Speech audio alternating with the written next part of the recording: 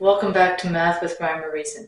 Today I'm going to continue the series on radical math, and we're going to go a little more complicated as far as the multiplying. So let's still start with something simple. Remember that when you are multiplying radicals, all radicals need to be simplified once you're done, and all fractions need to be simplified once you're done. So when we're multiplying, like we did way back at the first or second one, you can multiply anybody outside of jail together and multiply anybody inside of jail together, but then you have to make sure that your final answer is also in simplest form. So for example, if we have something like 2 root 6x and we multiply by 5 root 3x, and then let's multiply by a negative root 7. All right. So to start with, anything that's outside of jail can multiply. So that's the 2, that's the 5, and the negative 1. Don't forget about the negative, all right? So that'll give us a negative 10 outside of jail. Now, inside of jail, I'm going to group all the numbers together and then all the letters together so that anybody that needs to pair up can. And I'm going to prime factorize while I'm doing it.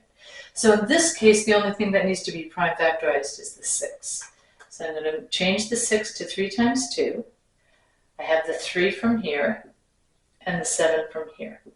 So all of those are in jail together. Now I'm going to do all the x's together. So I have 2 x's. So the guys outside of jail have multiplied to the negative 10. And what I did was prime factorize and group all the things that were in jail together. So now I can see if anything can break out of jail. So the 3 can break out, and the x can break out. So again, once they break out, I can multiply them by what's outside of jail. So that will be negative 30x, and then what's in jail multiplies, and you have root 14. Okay. The nice part of prime factorizing is that you don't have to worry about whether you're in simplest radical form or not. You will be in simplest radical form because you'll see any perfect squares that can get out. Right? The other thing that we do in grade 11 is we start to multiply polynomials that have radicals in them. So for example, you might get something like root x plus 3 times 2 root x minus 6.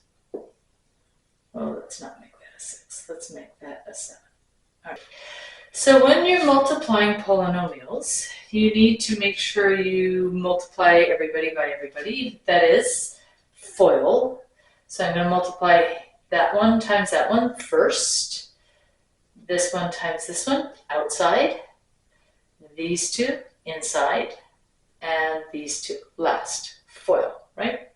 So when I multiply this one times this one, I get 2 times root x, and I'm going to prime factorize it as I go to help me make sure that I simplest radical form in the end, all right? Now I'm going to multiply the outside 2. Remember, he's outside of jail, but he's inside of jail. Don't get those confused. So the 7 goes outside, but the x stays inside. Okay? Inside 2 will be these 2. Now the 3 and the 2 are both outside of jail, so I can multiply them. So that'll give me 6 root x. The x is the only thing in jail.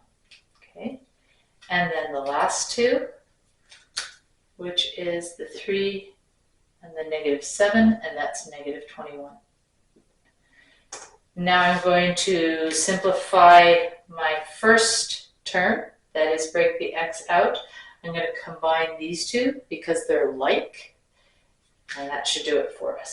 So 1x gets out, 1 doesn't make it, so we'll have 2x. Nobody's left in jail, so I don't need to write jail. I have negative 7 root x's.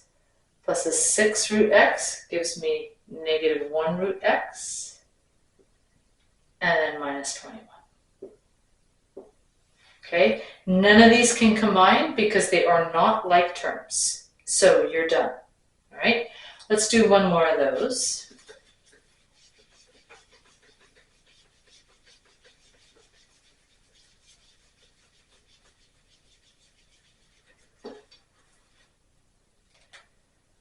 So we'll pick 5 root x y plus 4 times 2 root xy minus 3.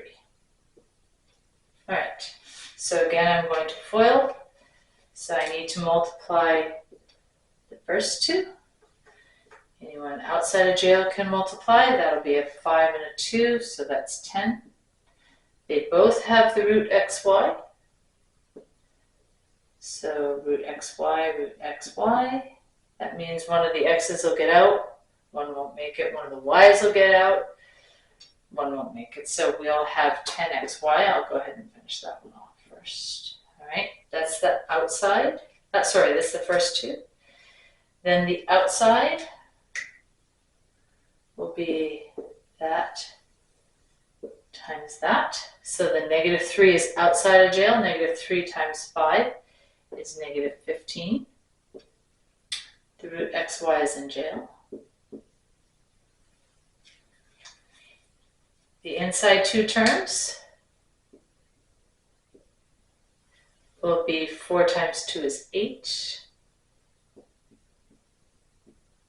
The root xy are still in jail. And the last two will be the 4 times the -3, which is -12. Okay.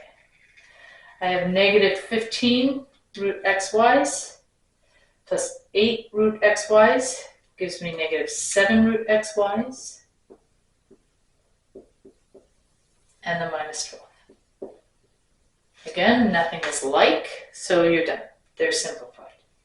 Now they do try to get sneaky sometimes, and they'll give you a question that looks like this.